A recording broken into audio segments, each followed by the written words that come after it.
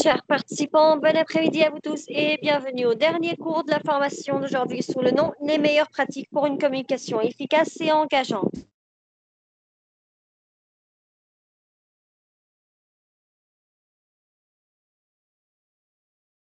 Efficace. Pour cela, avec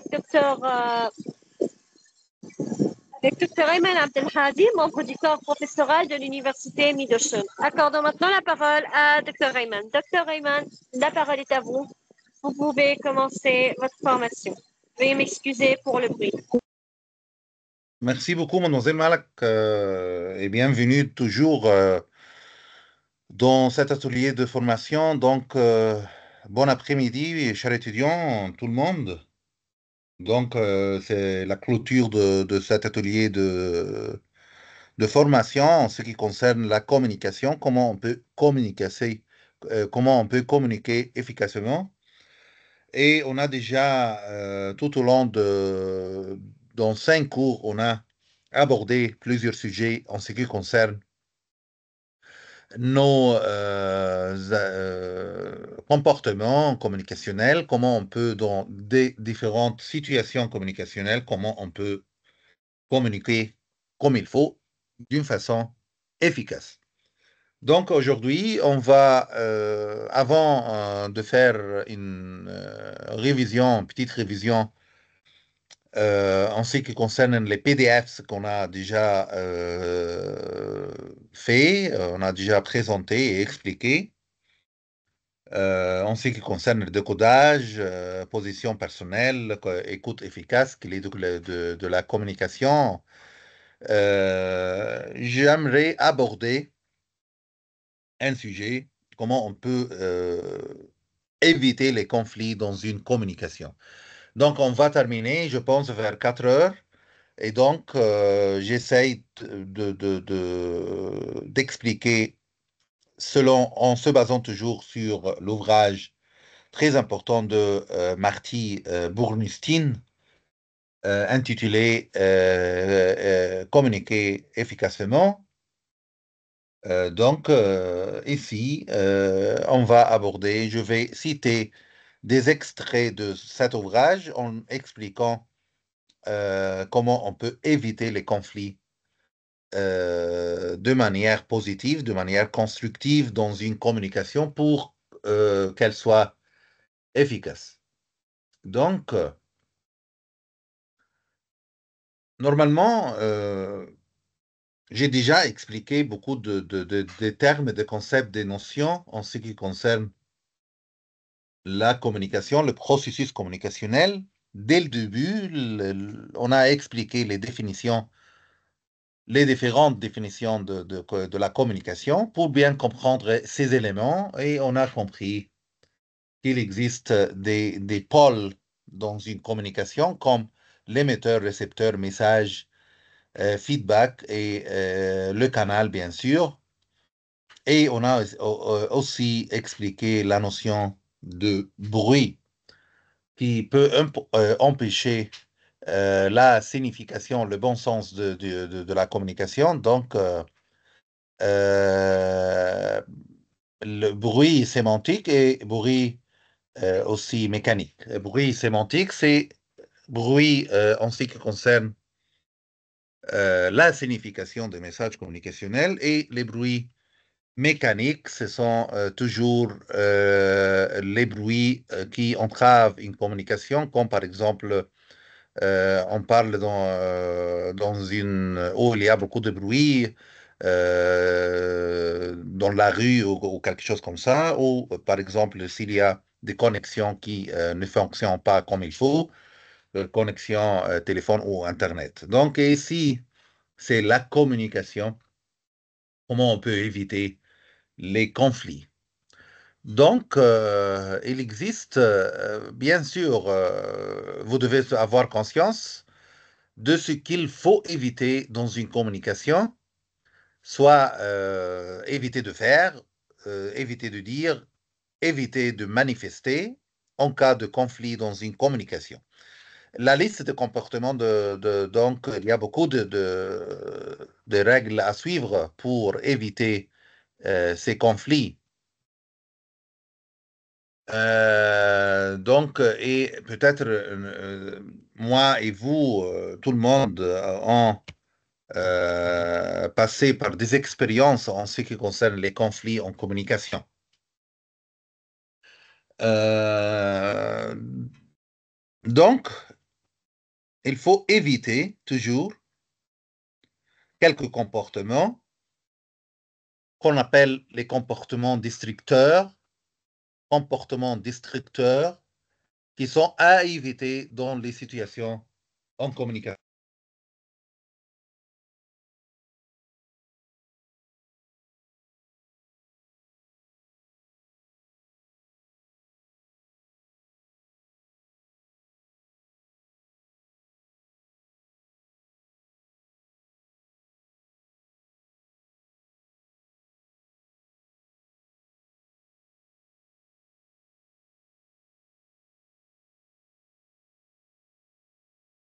Donc, ici, il y a des comportements à éviter. Euh, Hurler. Peu de personnes réagissent bien quand vous leur parlez très fort afin d'essayer de communiquer avec elles. Évitez de hurler. Faire des reproches. C'est la critique à tout va, véritable attaque verbale, qui consiste à rejeter la faute sur l'autre. Évitez de faire des reproches. Quand vous vous focalisez sur tout ce qui ne va pas, vous perdez de vue le problème à résoudre. Dans le même temps, vous n'incitez pas vraiment les autres à agir de façon responsable et à œuvrer avec vous pour trouver des solutions. Se mettre sur la défensive, donc éviter de se mettre sur la défensive, ce comportement, souvent la conséquence d'une interruption, d'un haussement de ton, d'une contre-attaque, dont à l'autre l'impression de voir se dresser un mur entre vous et lui. Évitez de se concentrer sur des intentions perçues. Lorsque vous vous concentrez, selon Marty Bernstein, sur ce que vous croyez percevoir des intentions de quelqu'un d'autre dans une situation problématique, vous faites des suppositions. Et on a déjà expliqué dans un cours c'est quoi les suppositions dans une communication et comment on peut mener une communication efficace en bien en utilisant des suppositions positives. Les suppositions négatives vous empêchent de bien mesurer les actes des autres que vous tordez en imaginant le pire. Ne pas s'occuper de la situation, ne pas s'occuper de la situation, c'est l'un des comportements les plus courants dans les situations communicationnelles conflictuelles qui induisent une participation affective. Il n'est pas étonnant qu'elle provoque souvent un grand malaise. Malheureusement, en cas de problème majeur, la réaction affective, qu'il s'agisse de quelque chose ou de quelqu'un, fait glisser l'attention qui n'est plus centrée sur la situation. Donc, il faut s'occuper de la situation. Les choses ne vont pas s'arranger toutes seules. Donc, nous devons faire attention de essayer de résoudre les problèmes en pensant toujours à la situation communicationnelle. Très souvent, le problème s'aggrave si on ne s'occupe pas de la situation.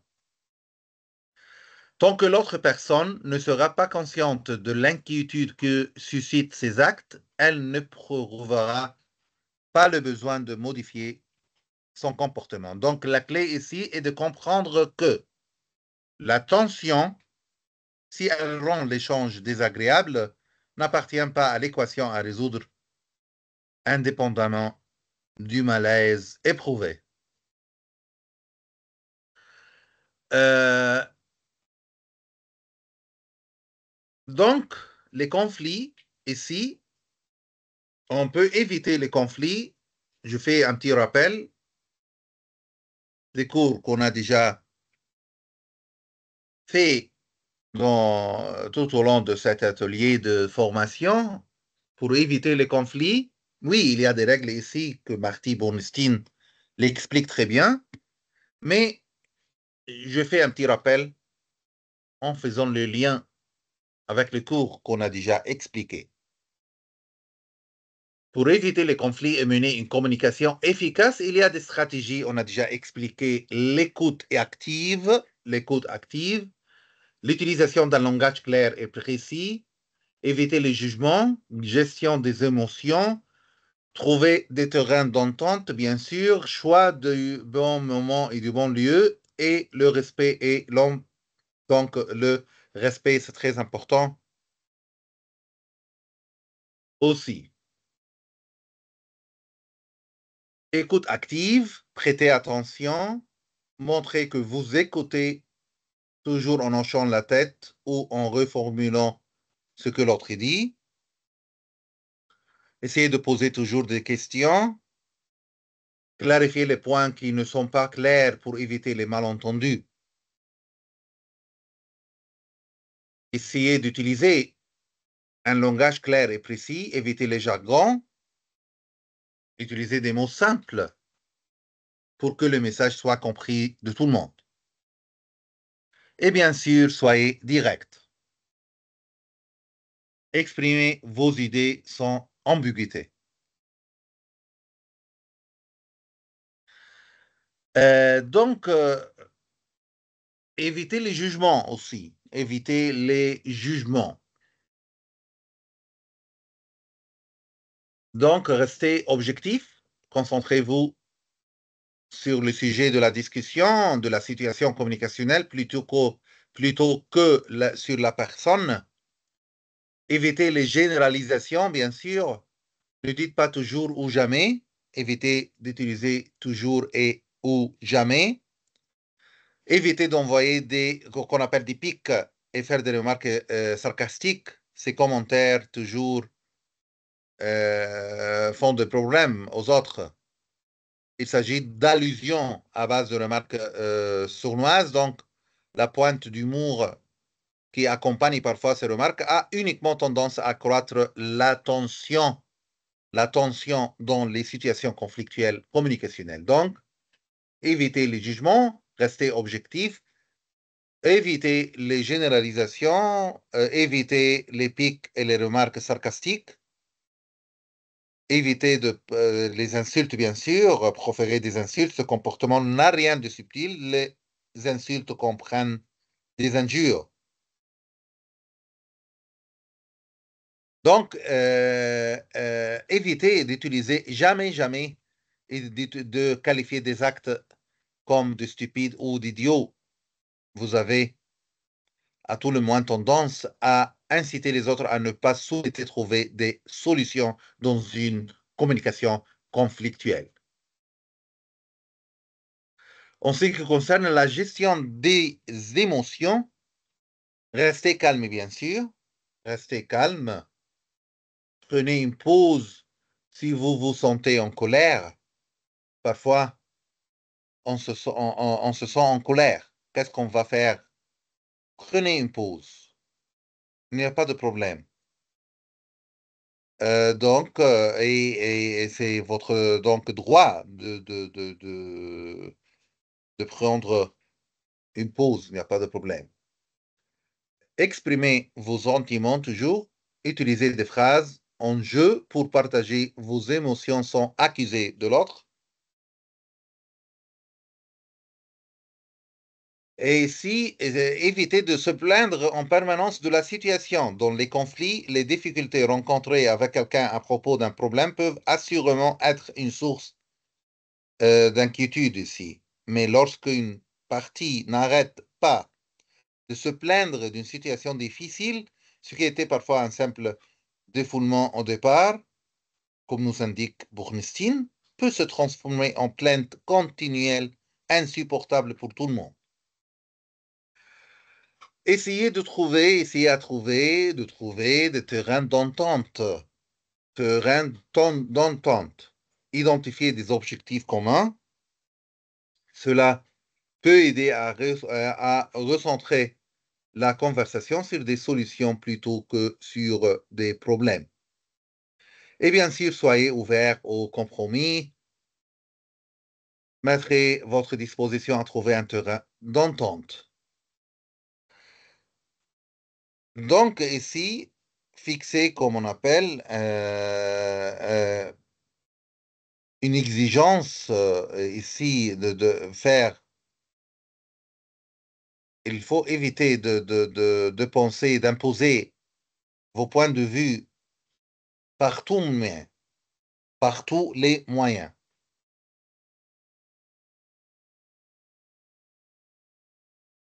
Bon, il ne s'agit assurément pas d'écouter activement ni de coopérer dans la recherche de solutions. Généralement, il ne faut pas insister pour imposer votre opinion en se faisant que très peu de cas de celle de l'autre, moins vous êtes persuasif. Donc, si vous vous sentez persuasif, oui, vous pouvez imposer vos points de vue, mais évitez d'imposer vos points de vue par tous les moyens.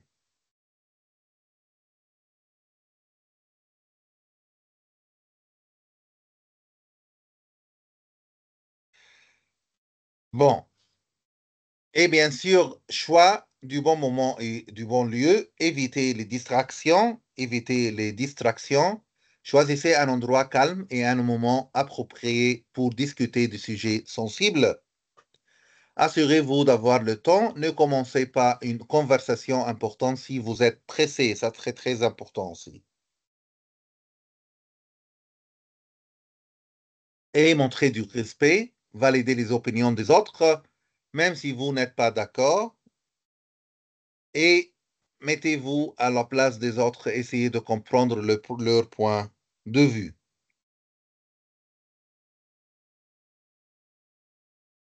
Bon,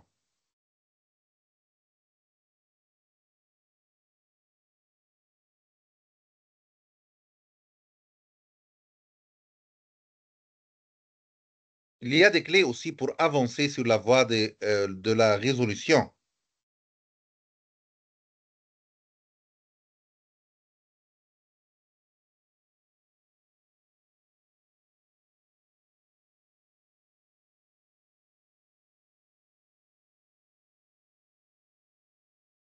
Allez directement à la source. Rien ne saurait remplacer les interactions en face à face pour résoudre les conflits. Maîtriser ses émotions rappelle la personne la plus difficile à maîtriser dans les interactions, particulièrement celles qui sont difficiles, c'est vous-même. C'est vous-même. Ouais. Bon. Euh, Ce qu'on appelle reconnaître ses émotions. Il faut reconnaître ses émotions.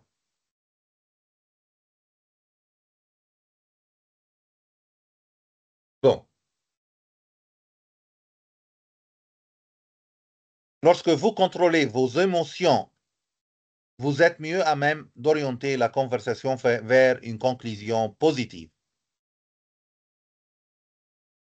Et bien sûr, rester concentré sur les problèmes, non sur les personnes. Ces actes présentent un lien avec la maîtrise de ses émotions. L'autre personne peut afficher des comportements destructeurs susceptibles de vous distraire des problèmes à régler. Ne restez pas fixé sur la personne, très très important. Oubliez la personne. Restez sur la situation, sur les problèmes. Bon, ne restez pas fixé sur la personne, mais sur ce qui a été fait. Et toujours résister à l'envie d'adopter des comportements qui vous font faire fausse route et vous empêchent de résoudre votre problème. Bien sûr, écoutez activement, être sincère, rechercher des solutions, partir du principe que l'autre personne est bien intentionnée. Bon, donc, évitez l'approche agressive, vous accusez, vous interrompez l'autre pour en découdre, vous voulez imposer votre façon de faire, vous exigez et commandez. Donc, évitez toujours le conflit et essayez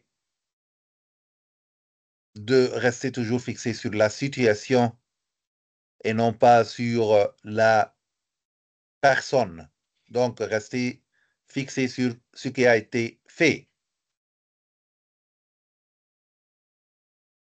Adoptez un langage constructif.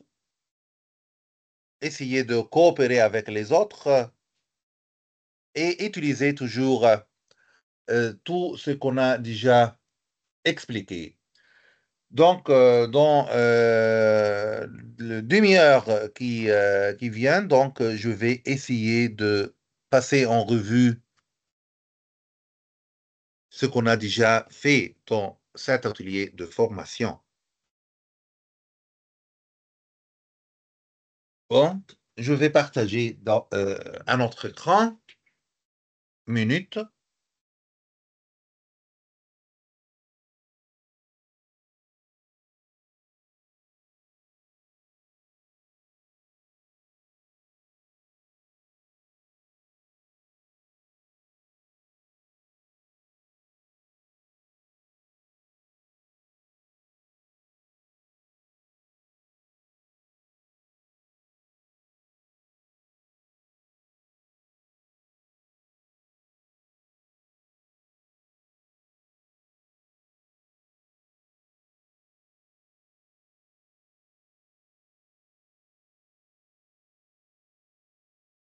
On a commencé l'atelier de formation par l'ouvrage de Jacques-Émile Bertrand, Psychologie de la communication, en essayant de définir la communication pour bien comprendre ces éléments. Et on a compris que ce processus est très, oui, c'est apparu qu'il est simple, mais il est très compliqué. Il y a des messages, transmission des messages d'un endroit à un autre avec des informations d'un point à un autre. Quand tout système de communication, il y a de ce transfert de messages matériels ou matérialisables entre l'émetteur et les récepteurs. Il y a bien sûr une circulation de la pensée. Il y a aussi des processus physiques et psychiques par lesquels s'effectue cette opération. Et aussi, pour qu'on puisse parler de communication, il y a cette intention de mettre quelque chose en commun. Donc, il y a ce qu'on appelle la signification de la communication. Et puis, donc, on a expliqué les différents termes, notions liées à ce processus, la communication, pour bien comprendre comment on peut communiquer efficacement. Et n'oublions pas que la communication s'établit entre deux pôles, l'émetteur et le récepteur, avec leur bagage culturel. Hein. Faites attention. Pour qu'on puisse mener une communication efficace, nous devons utiliser le même langage, non seulement le langage dans le sens strict littéraire, mais le langage commun pour comprendre les codes, codage, décodage, comment on peut déchiffrer les messages communicationnels entre l'émetteur et le récepteur, entre ces deux pôles de cette opération permanente, la communication. Donc, il y a un message qui passe de l'émetteur au récepteur. Si porté par les médias, les messages sont incarnés dans un langage qui peut être utilisé pourvu que son code soit connu. Ça, c'est très important pour qu'il y a, pour qu'il y ait une circulation de la pensée.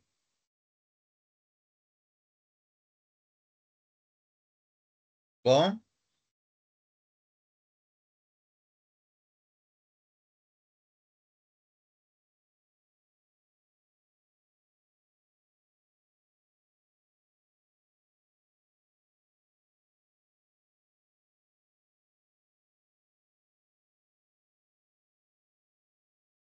Oui, on a expliqué en détail les éléments clés de la communication.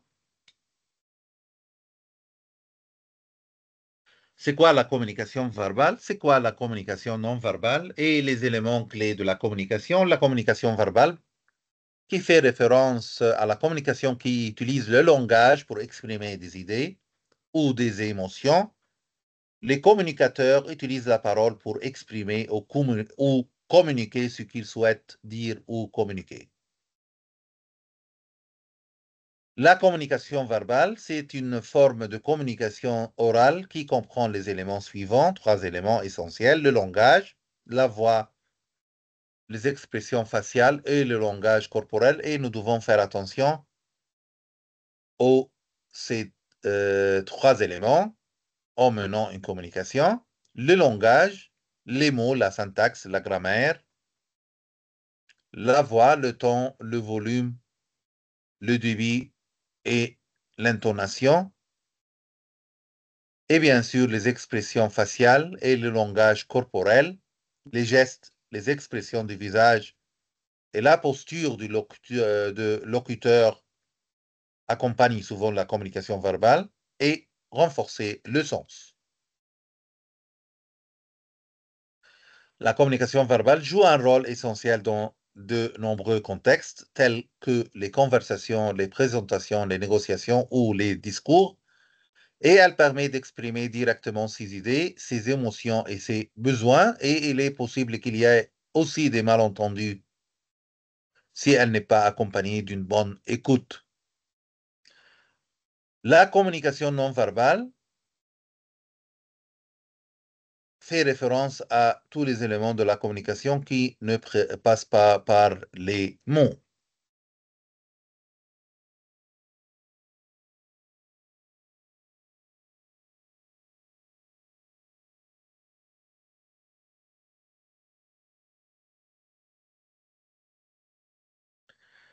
Et les principales formes de communication non verbale, on a expliqué le langage corporel, l'expression du visage, geste, posture, le contact visuel, maintien ou et éviter du regard, durée et fréquence du contact visuel, les paramètres vocaux, ton, volume, débit, inflexion, rire, soupir, silence, l'apparence physique aussi et l'environnement, disposition des lieux, aménagement de l'espace, objets et symboles présents. Et bien sûr, dans la communication ou dans les interactions sociales, la communication non verbale joue un rôle essentiel en transmettant des informations sur les émotions, les attitudes et les intentions des individus. Donc, en menant une communication efficace, chers étudiants, vous devez faire toujours la distinction entre la communication verbale et non verbale et pensez toujours de bien utiliser tous les éléments constituant la communication non verbale. Donc, utilisez les émotions, les attitudes, les intentions. Pourquoi? Parce qu'elle peut consolider, nuancer dans des attitudes ou les intentions. Donc, elle peut toujours, la communication non verbale, consolider, nuancer ou même contredire le message verbal. Donc, il est essentiel de bien comprendre la communication non verbale pour bien communiquer et interagir efficacement avec les autres. Les éléments de la clé de la communication, l'émetteur, message, canal, récepteur, contexte, feedback, le bruit, l'émetteur, la personne ou l'entité qui envoie le message, récepteur, la personne ou l'entité qui reçoit le message, le canal, le moyen par lequel le message est transmis, par exemple oral, écrit, visuel, le contexte, ça c'est très très important, l'environnement dans lequel la communication se déroule, englobant les facteurs culturels et situationnels, le feedback, ça veut dire la réponse du récepteur à l'émetteur est utilisée toujours pour vérifier la compréhension et ajuster le message si nécessaire, et bien sûr le bruit. Dans la communication, le bruit est ce qui empêche un interlocuteur de saisir pleinement un message. Le bruit peut être à la fois externe et interne et il peut causer des perturbations dans la communication à tout moment.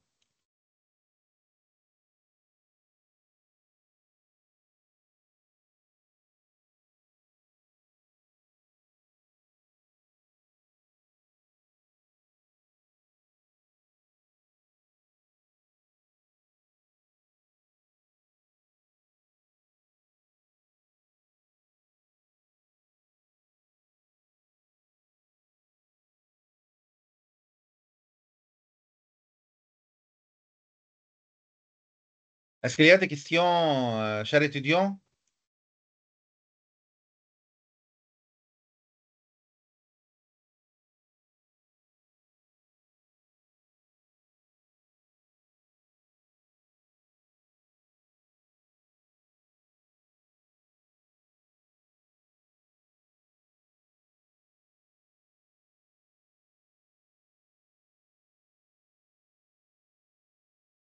Docteur, Oui?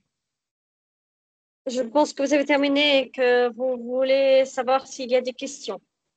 Non, non, j'ai pas terminé, mais seulement parce que il y a, j'ai essayé de savoir est-ce qu'il y a des questions jusqu'à maintenant ou l'étudiant toujours tout va bien? Donc, Bon, je donc, peux pour ceux qui ont continuer. des questions, veuillez m'excuser, docteur, car j'ai perdu un peu la connexion, donc j'étais un peu Non, non, non, perdue. Pour non, ceux qui ont pas de des souci, questions, veuillez s'il pas de vous plaît. souci. Merci, docteur. Pour ceux qui ont des questions, veuillez s'il vous plaît soit lever la main, soit l'écrire sur le chat.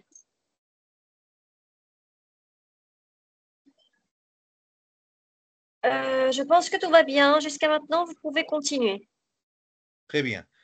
Donc, aussi, on a expliqué c'est quoi la communication, c'est quoi l'écoute efficace, les secrets de la communication efficace en ce qui concerne les quatre voies de la communication, l'écoute, la parole, la lecture, l'écriture. L'écoute est un concept qui peut être défini de différentes manières, mais en général, il s'agit de l'action de percevoir et de comprendre le sens d'un message, d'une information, d'un discours, en prenant soin de considérer les différents aspects de la communication. L'écoute, d'autres termes, consiste à prêter attention et à comprendre ce que quelqu'un dit ou fait sans se restreindre à une simple réception passive des informations. Et cela demande de tenir compte du contexte, tenir compte des émotions, tenir compte des intentions, des nuances de langage, des pauses et des inflexions de voix. Ça, c'est très, très important. Sans l'écoute efficace, il n'y a pas de communication efficace. Attention, chers étudiants. Bon, l'écoute peut être à la fois active, c'est-à-dire lorsqu'on cherche à comprendre et à analyser ce qu'on écoute, et passive, bien sûr, c'est le contraire, c'est-à-dire lorsqu'on se contente de recevoir les informations sans vraiment les comprendre ou les analyser.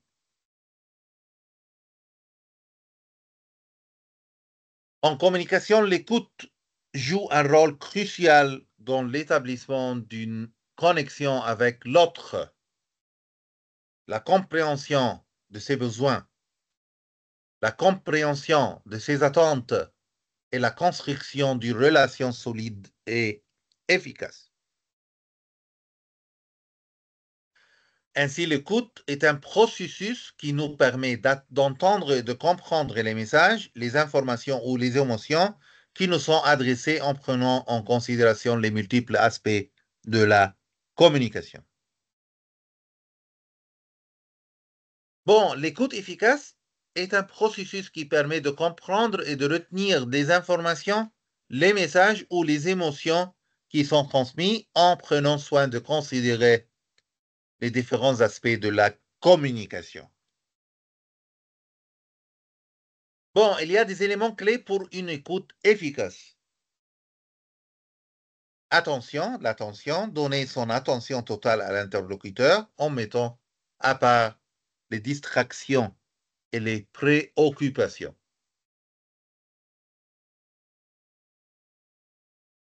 Deux, la compréhension, essayer de comprendre le sens du message en prenant en compte le contexte communicationnel, les émotions, les intentions, les nuances du langage.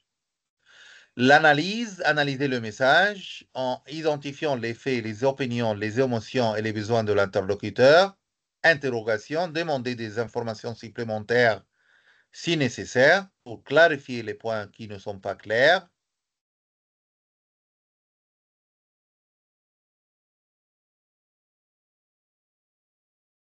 Et on a donné des exemples de questions que l'on peut poser pour clarifier et mieux comprendre le message de l'émetteur. À quel moment exactement cela s'est-il produit? Pourriez-vous clarifier ce que vous entendez par là? Pourriez-vous me donner un exemple pour illustrer ce que vous dites? J'ai l'impression d'avoir mal compris. Pourriez-vous reformuler? Pouvez-vous m'expliquer ce que vous voulez dire par terme ou expression utilisée? Pourriez-vous m'expliquer les conséquences de cela? Quels sont les principaux éléments qui vous ont conduit à cette conclusion? Est-ce que je peux vous demander de clarifier davantage votre point de vue sur un tel sujet? Et il y a la mémorisation aussi, retenir des informations importantes et les messages clés. La réaction appropriée, réagir de manière appropriée au message reçu en prenant compte les besoins et les attentes de l'interlocuteur. Donc, il y a aussi le non-jugement, éviter de juger ou de critiquer l'interlocuteur et plutôt essayer de comprendre son point de vue, éviter les jugements prématurés, garder un hâtive avant d'avoir entendu toute l'information. Montrer des signes d'écoute active, haussement de tête, faire des bruits d'approbation, maintenir un contact visuel. Cela encouragera toujours le locuteur à poursuivre. On a aussi expliqué, en se basant sur l'ouvrage de Marty Bernstein, les trois phases du processus d'écoute, la réception. Lors de cette première phase, vous recueillez le message de la personne à l'aide de vos sens.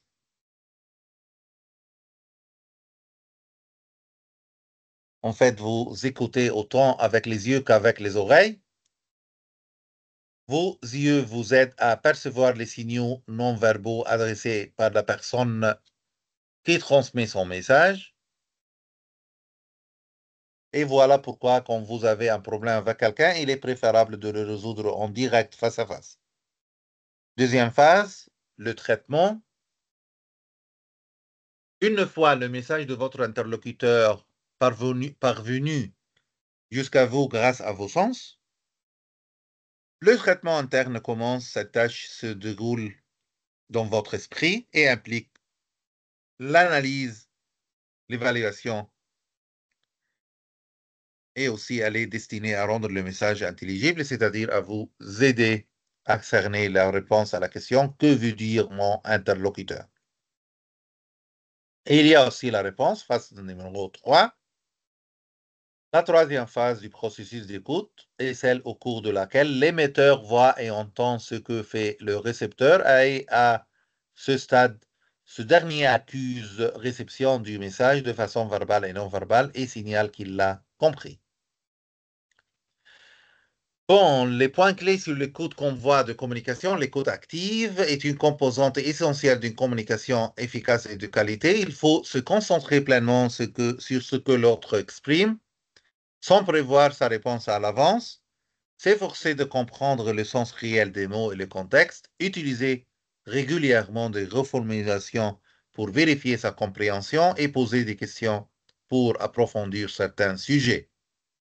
Il faut adopter un comportement bienveillant et ouvert, maintenir une communication visuelle pour attirer son attention, utiliser des signes non-verbaux positifs comme l'hochement de tête et empêcher les distractions et les interruptions. Il faut aussi établir une atmosphère de confiance et de respect mutuel, promouvoir une meilleure prise en compte des besoins et des perspectives de l'autre, encourager la résolution constructive des malentendus et des conflits, améliorer la communication pour la rendre plus approfondie et enrichissante. Et il est conseillé d'éviter aussi les stéréotypes, les idées préconçues et les attentes personnelles, les perturbations intérieures, soit pensées, soit émotions, ou externes, bruit ou interruption, l'habitude de préférer parler plutôt que d'écouter. Donc, il faut éviter l'habitude de préférer parler plutôt que d'écouter. Un manque de patience aussi doit éviter le manque de patience et de détermination à approfondir la communication. Donc, encore une fois, essayer d'éviter les stéréotypes, les idées préconçues, les attentes personnelles, les perturbations intérieures, externes, l'habitude de préférer parler plutôt que d'écouter, un manque de patience et de détermination à approfondir la compréhension.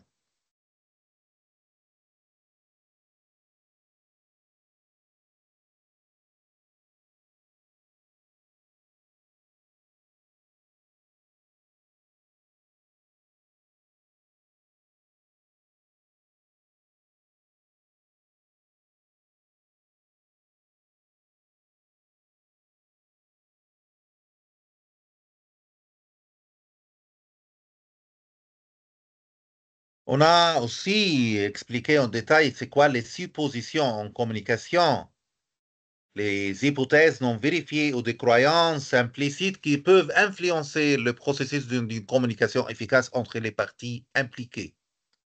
Les suppositions sont souvent inconscientes et peuvent être influencées par des expériences, de croyances, de valeurs, des émotions ou des préférences personnelles. Et on a expliqué les différentes suppositions, types de suppositions en communication. Suppositions sur les intentions, les parties impliquées peuvent avoir des doutes sur les intentions de l'autre partie et si qui va en conséquence créer les conflits qu'on a déjà commencé ce cours par comment on peut éviter les conflits en communication pour qu'elles soient efficaces, comme penser que l'autre personne a des intentions mauvaises ou que nous sommes d'accord. Il faut qu'on pense que nous sommes d'accord. Donc, et aussi, il y a les suppositions sur les connaissances. Les parties concernées peuvent envisager les connaissances et les compétences de l'autre personne. Par exemple, en supposant qu'une personne est experte dans un domaine ou qu'elle ne comprend pas un concept. Il y a aussi les suppositions sur les motivations. Il est possible que les parties impliquées aient des idées sur les motivations de l'autre personne, comme penser que l'autre personne est motivée par le profit. Et il y a aussi les suppositions sur les besoins. Il est possible que pour les parties impliquées, d'avoir des suppositions sur les besoins et les attentes de l'autre, comme penser que l'autre personne a besoin d'aide ou de soutien. Donc, les suppositions en communication peuvent entraîner des conséquences négatives comme la confusion et la méprise, comme le malentendu, et aussi comme la frustration et la colère qui peuvent être ressenties par les parties impliquées en raison de la négligence ou de la méprise. Et les obstacles, il y a la barrière linguistique, un manque de connaissance de la langue de l'autre personne ou un manque de maîtrise des deux langues peut causer de barrières linguistiques. Il y a aussi les barrières environnementales, physiques, font référence à toute limitation physique qui peut perturber le processus de communication, comme le bruit, un éclairage médiocre, la distance entre les orateurs, des obstacles physiques entre eux. Et ces obstacles physiques liés à l'environnement comprennent des défis technologiques tels qu'une mauvaise réception du signal sur des téléphones mobiles, sur les téléphones mobiles ou un manque d'accès à la technologie. Et il y a aussi des barrières émotionnelles. La communication est entravée par une barrière psychologique qui empêche les individus de communiquer pleinement leurs émotions ou sentiments, le manque de confiance, la peur de la vulnérabilité ou la difficulté à comprendre le point de vue de l'autre personne peuvent être à l'origine de cela. Et il y a aussi les barrières culturelles. Donc, ici, les obstacles culturels à la communication résident dans les variations de langue, de coutumes ou de croyances entre les individus de culture ou de sociétés différentes. On a déjà donné des exemples avec des vidéos dans les cours.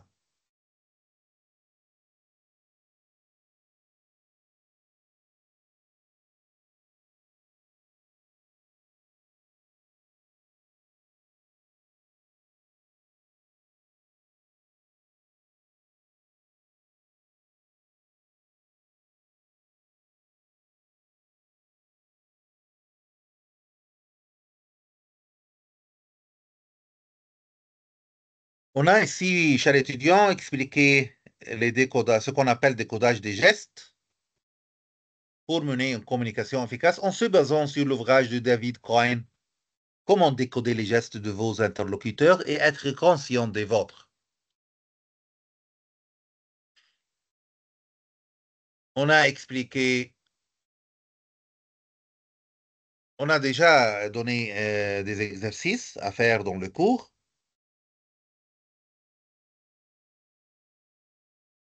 On a expliqué les gestes de la main,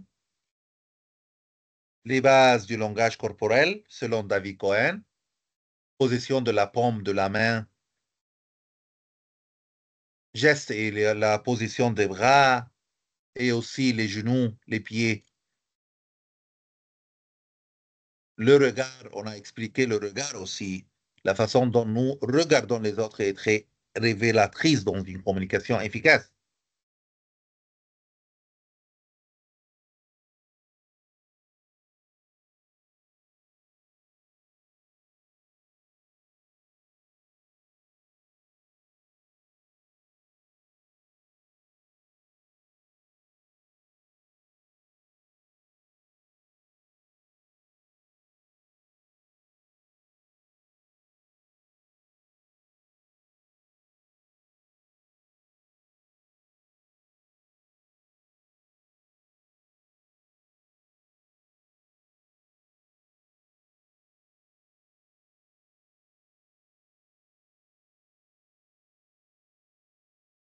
On a aussi, chers étudiants,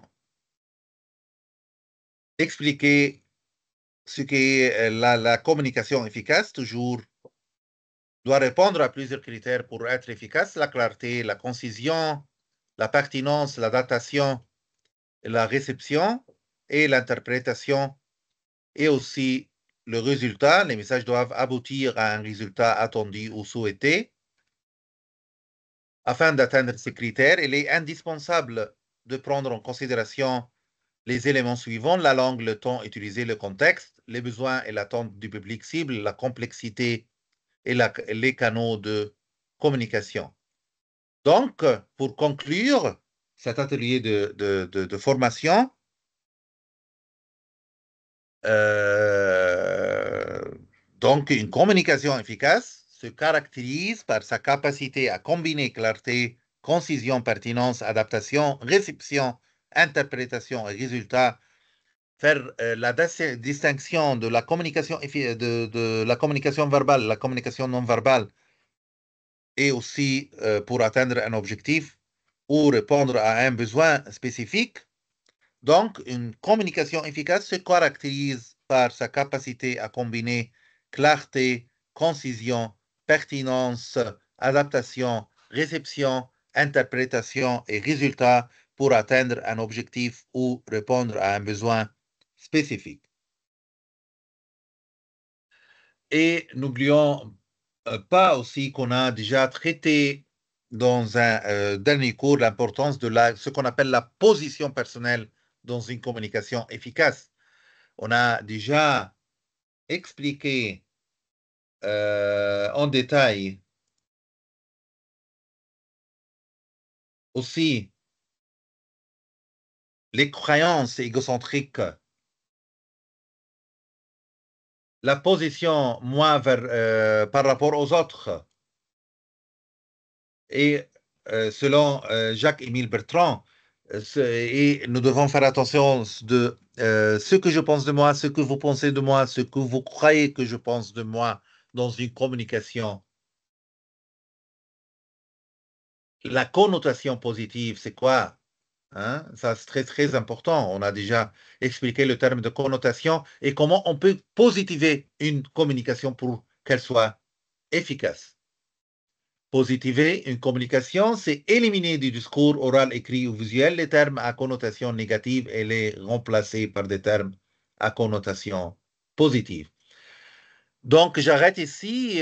Donc, c'est la conclusion de cet atelier de recherche. Donc, j'étais ravi de vous rencontrer ici, chers étudiants, dans 6 cours. Donc, en fait, on a expliqué tant de choses.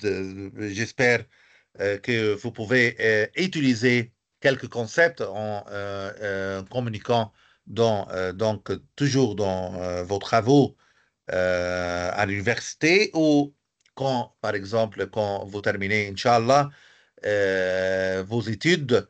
On a déjà dans un cours comment on peut se communiquer dans des situations. On a expliqué comment on peut, dans l'embauche de travail, comment on peut utiliser la communication et ces éléments pour mener une communication efficace. Donc, j'étais ravi tout au long de ce cours d'expliquer ces termes et aussi de voir quelques participations parmi vous, donc qui a déjà amélioré donc ce cours et ses contenus. Donc la parole est à vous, mademoiselle Malak. Merci.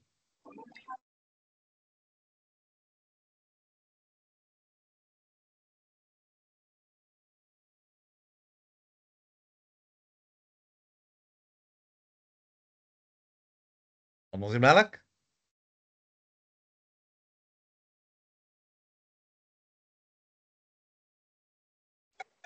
Merci infiniment à vous, docteur. Pour ceux qui ont des questions, veuillez s'il vous plaît soit lever la main, soit l'écrire sur le chat.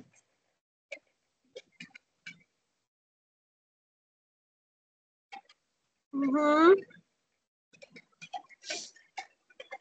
Qui ont des questions?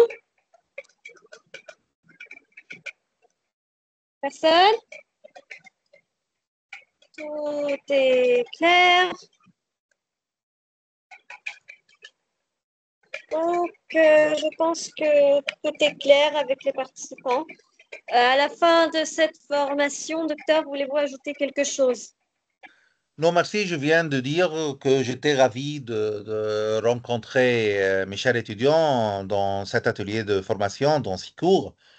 Et j'espère qu'ils vont, Inch'Allah, utiliser les notions, les concepts, les notions, et puis pour mener une communication efficace au sein de leurs travaux, leur rôle en tant qu'étudiant à l'université et après, Inch'Allah, dans leur vie de travail. Donc, merci beaucoup. Merci à vous aussi, donc, Mademoiselle Malak, de cette magnifique organisation. Et donc, j'espère, Inch'Allah, de faire d'autres ateliers avec mes chers étudiants. Merci beaucoup. Merci infiniment à vous, docteur, pour tous vos efforts. Merci aux participants pour avoir participé à la formation d'aujourd'hui. Je crois que nous avons une admiration. Votre expertise en communication et votre capacité à transmettre des conseils clés de manière claire et captivante ont été très appréciés. Merci vraiment, c'est Anix. Merci beaucoup, Anix, pour vos mots. Donc, merci. J'apprécie beaucoup. Merci beaucoup. Et toi aussi, tu as déjà participé comme très bien, efficace. Tu as déjà participé avec moi efficacement. Donc, donc c'est très bien. Merci beaucoup, Anix. Donc, merci aux participants pour avoir participé tout au long de cette formation. Attention, attention, attention. Il y a un formulaire de certificat de participation. Veuillez, s'il vous plaît, vous inscrire via le lien envoyé sur le chat. Vous pouvez également suivre les dernières actualités concernant les séminaires, formations, ateliers, concours et l'inscription au programme d'études de l'université via le compte officiel de l'université sur Facebook, le groupe WhatsApp des activités étudiants ou encore le site web. Merci à vous tous. Nous verrons, Inch'Allah, dans nos prochaines activités ou encore après quelques minutes avec le dernier cours également de la formation du marketing digital ou encore à tous ceux qui sont nouveaux chez nous et qui sont curieux sur qu'est-ce qu'on donne dans les programmes de technologie de l'information de management. Ne loupez pas le symposium du programme de licence en management et en technologie de l'information. Merci à vous tous. Nous vous verrons dans nos prochaines activités, que ce soit séminaires, formations, ateliers, concours ou encore pendant votre inscription dans le programme de l'université. Et nous vous souhaitons une excellente journée. Au revoir. Au revoir. Merci beaucoup.